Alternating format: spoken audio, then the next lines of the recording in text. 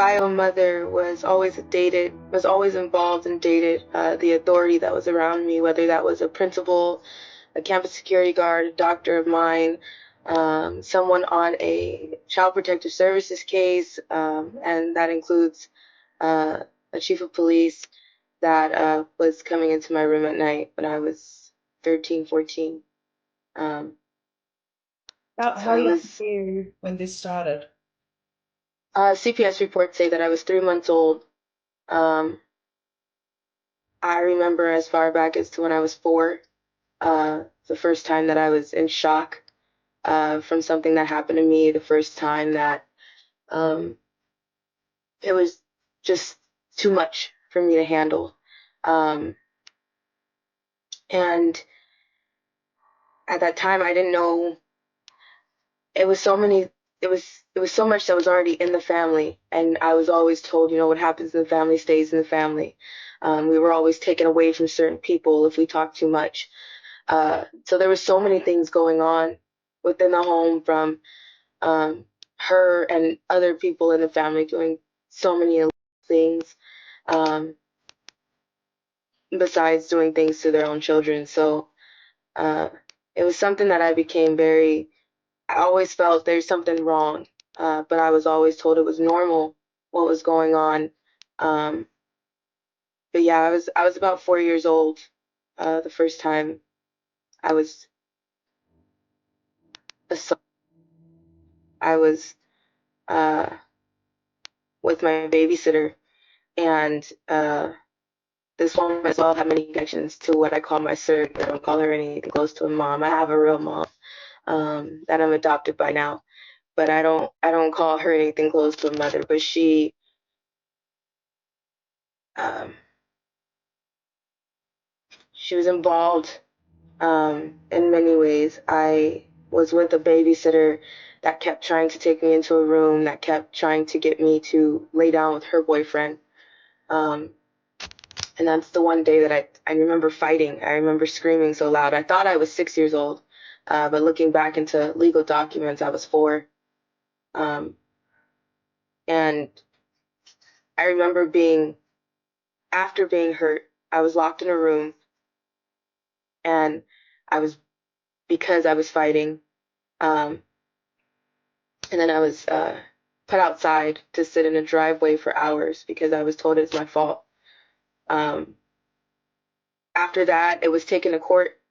It was the first thing that I remember that was taken to court because the bruises were so bad. Everything that happened was so bad that it had to be.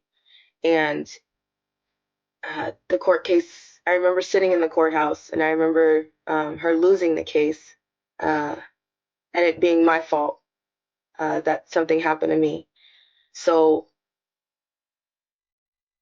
from there, things continued, and being 4 in a court case and not knowing why you're in trouble for somebody hurting you. Moving on from there, I was confused about everything that happened. Is this okay? I started asking questions when I hit elementary and middle school with other students, like, how do you get in trouble? Is this something that happens to you? Um, because it was always something that happened to me. I was always told I was the favorite. I was told I was the one that everybody loved more, and nothing about that was love. Going on, I was so much that I was working in clubs by 12 years old. Um, I was very confused, um, but to be honest, because I didn't know any better, I was very hyper as well. Um, and by 13, um, because at first it was just her boyfriends coming into my room at night. And then when the police officers came into play, they were taking me in my own closet and hurting me with the hangers and the things that were in my own closet. Um, and then, I started running a lot. I started fighting a lot. I wanted to kill myself. I didn't want to, excuse me, I didn't want to kill myself.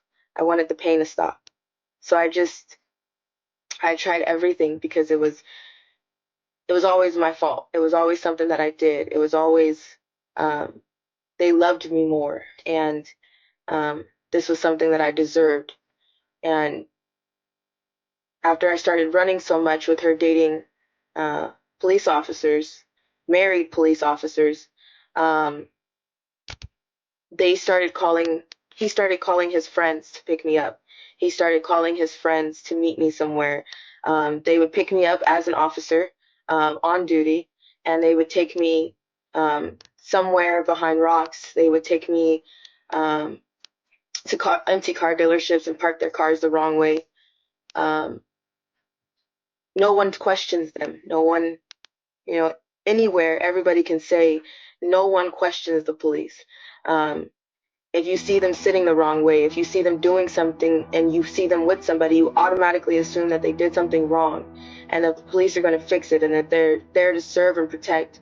And that's not always the case. I know that there are some good officers, but they're very few and far in between. And there's another side of the badge, and it's called the Freeman Brotherhood Police, the Freeman Cops. And they do a lot of corrupt things. They bury a lot of things. They bury a lot of evidence. They do things and they get away with it. Um, and covering up for elite, the low level. Everybody looks at the top, but covering all the way from the top to the bottom and in the middle, they cover for these people. They make sure that nobody asks any questions. They make sure that this is something that is silenced. It's made to look like it's someone else's fault. And after so many times of fighting them, being arrested and put into cars to be used, they would bring other girls, they would bring other kids.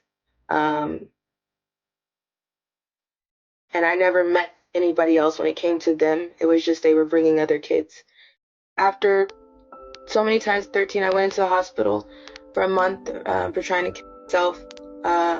I, um, in that time of being in the hospital, I kept trying to talk to everybody. I kept trying to tell them, they were coming to me and saying, hey, you have to talk to us. And I'm like, you guys don't understand. I've tried to talk since I was a baby. I've exhausted everything and nothing is coming of it. There are people strategically placed everywhere. I was thrown into solitary confinement because of so many things that were going on within the hospital as well, that I was seeing for myself. And it's crazy because so many things were placed in my life that people know me before I know them. I was put into foster care at 13 after my time in the hospital.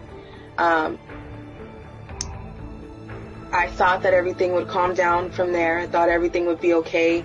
I thought it was going to change, and I was going to be able to go to school and everything would be fine. And that was not the case either. I thought that I was getting into things on my own sometimes. Like I said, people were strategically placed in my life that I never knew who they were. People would walk up to me and say, oh my gosh, you look so beautiful all grown up. And weird things like that I don't know who they are. I don't have a picture of me as a child. I don't know who certain people are or who most people are.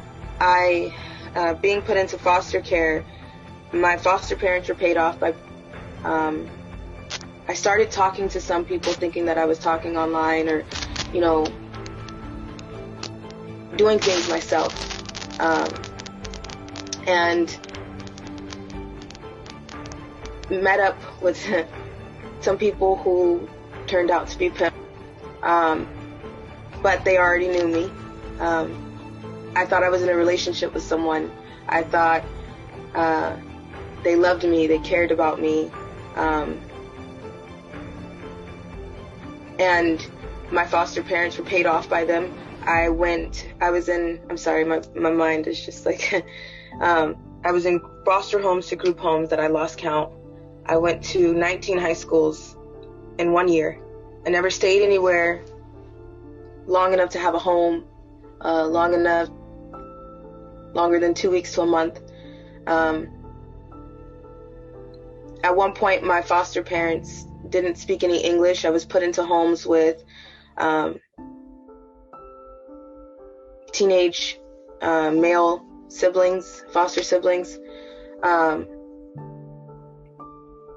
I was in homes where my foster parents would try to do things to me. My foster dads would try to do things to me. I would talk to my social workers. I was hushed and moved again. I never went to one foster home or one group home that wasn't reported because of something bad happening. And it's shocking. I know somebody is like, well, I know some great foster homes and some great foster parents, and there are, but not for me. And I feel like CPS knows where to strategically place people that they want to continue raking in money for. I was deemed as a high-risk kid. I was a problem child. I was someone that you received more money for because of the issues that I had. And I was a runner. I had a lot of things going on. And my social workers they were always covering things. They were always afraid of the repercussions because still what my last name used to be. So they were complicit.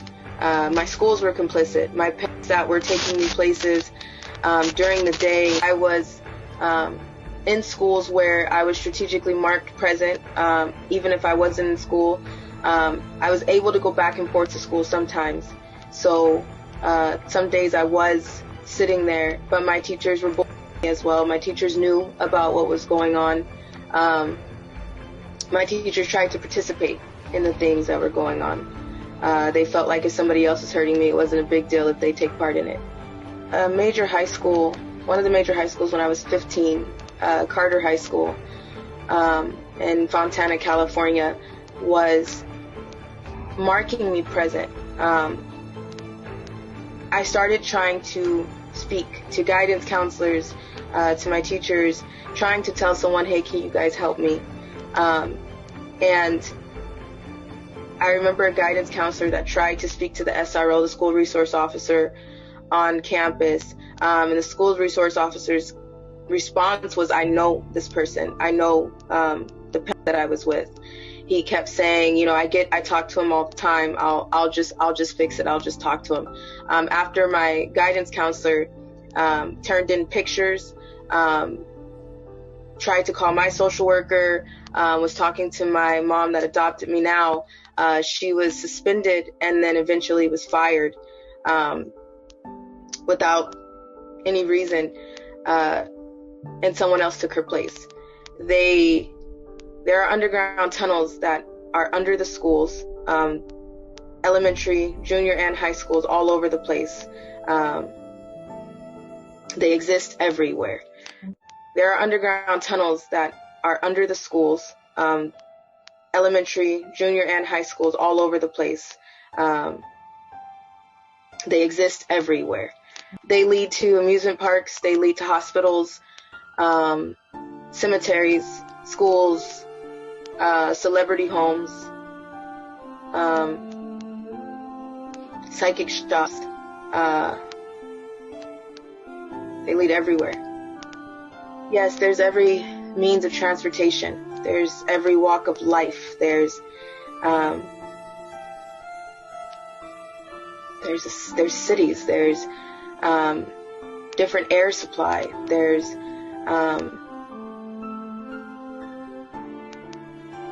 at 15,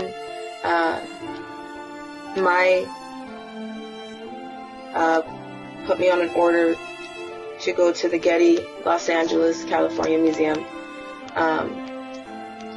I was told I was going to walk through a field trip. I was taken with another girl. I call a friend of mine, and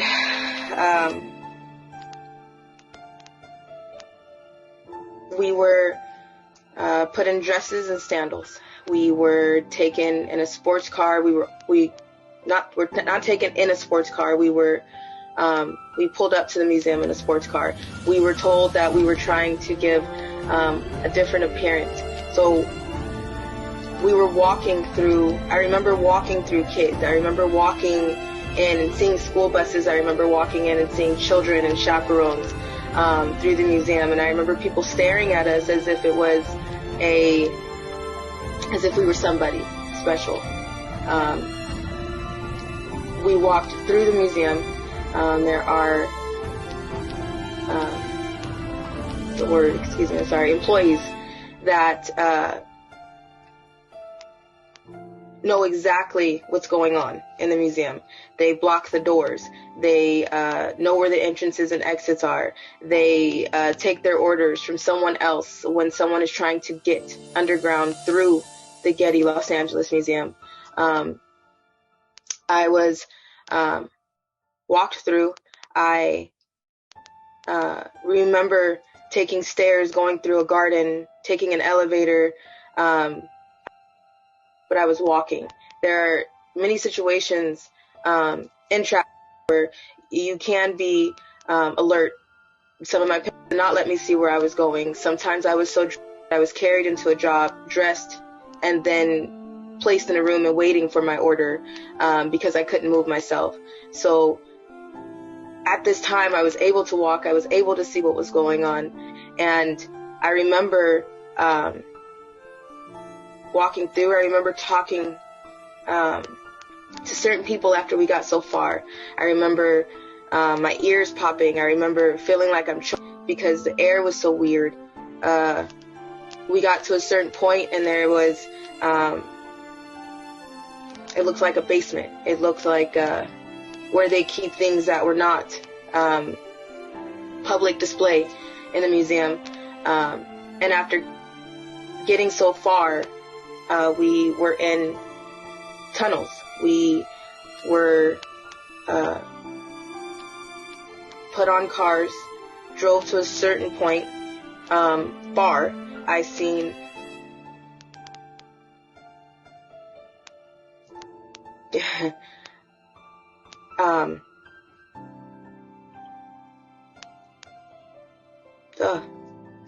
I seen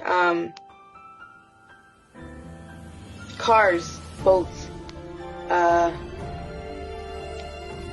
there's trains, there's buses, there is every means of transportation under the ground.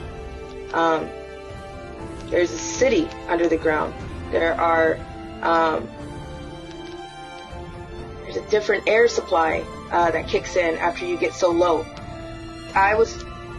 After getting down there, I talked to a few people. I was able to meet celebrities, actors. I'm not a person that knows somebody just by name or by face or right away. I was somebody who remembered somebody from a movie or something like that, or something that they did. I was able to speak with somebody that was so cocky, and I remember telling him, I know you from Look Who's Talking. That's all. And I remember everybody laughing at me because I was 15, and I'm like, the only thing that I know you from, John Travolta, is Look Who's Talking. I know there were many comedians, Kathy Griffin, Robin Williams,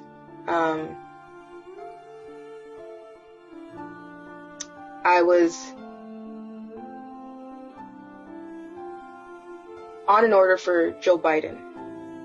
I was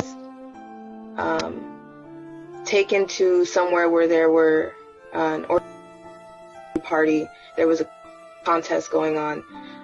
There's a certain part that has a shrine where I was taken, and what I mean by shrine is it was bones. It was things that have happened to other people. They take shrines. They take like a trophy, whether it was a ripped shirt, panties, hands, pieces of flesh. There's a smell that you can't even flinch towards down there, but you will. There was shrines. There were shrines used for rituals. There's places. There's parts where there's limbs. People cut off limbs and want you to have sex. There's blood. I don't even know who it belongs to. There's people who want to. There's people who have animals. animals. I was taken and told that I had to give a blood to Biden. Something happened. I don't know what happened. I was down there for a while. There's certain people that you don't talk about because you just don't. There were certain people that I seen down there, from Beyonce, Jay-Z.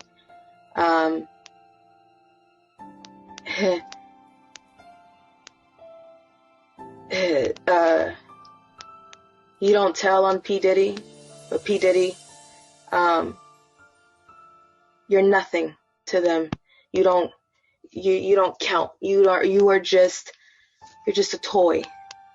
You're not essential, as they call them.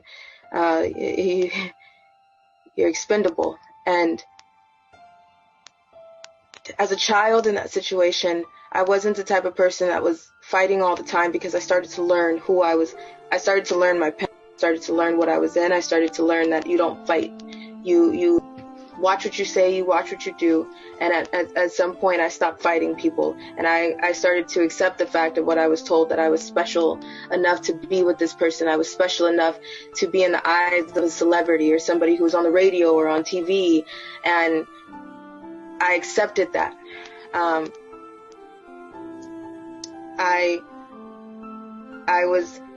While I was down there was something that happened. I don't even know what to call it. There was something that sounded like an earthquake, something that sounded like people got into a fight. There was a shoot. I was taken from one room to another, and then from there, someone left me there. I started moving and trying to get out of where I was. I was with the friend that I came in with, who was freaking out. She was hyperventilating. She was crying. She was trying everything to get out, and it made us get deeper in. The lower you go, the harder it is to get out. No one knows where the doors are. No one knows where the exits are. No one knows where some of these tunnels lead to. So it's not as easy as just say, I'm just going to get out, or I'm just going to try to find a way out. If you are walked in, you're escorted in, somebody has to help you get out. After what happened, we had to leave. Again, I don't know what was going on. I'm still not sure what happened that night. Babies. There's a baby farm that exists. There's all ages. There's kids who don't act like kids. They act like wild animals. They hiss at you. They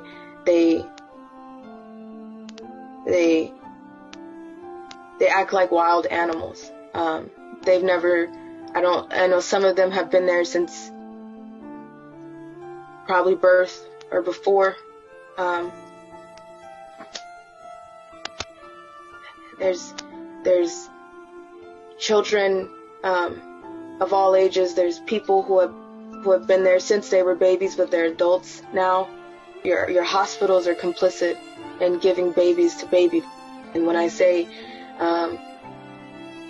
I'm talking newborn babies fresh out of the hospital, that people take pride in having sex with, hearing their bones crack, eating, using them to participate in rituals. I've seen a lot of things, and I've seen a lot of my friends die. There's so much that goes on. They get away with eating children from many places, and it also feeds their career. Selling your soul doesn't necessarily mean selling your soul for money. It means selling out for things that you're willing to do, things that you're willing to sacrifice and compete with somebody else for, because if somebody is known for ripping a child's face off, frazzle, and cutting their face off to wear it and mock a victim and use it as a dedication to what they call their God, then people compete with that. Everybody is competing with that, trying to do something equal or worse. Yeah, some people act as if they're Christian or other religions that we all know of, but majority of them pray to someone called Baal, or they give back to, they dedicate to. I was dedicated to Satan. I was buried alive. I was saved and told that I had to give my life to them because they saved me.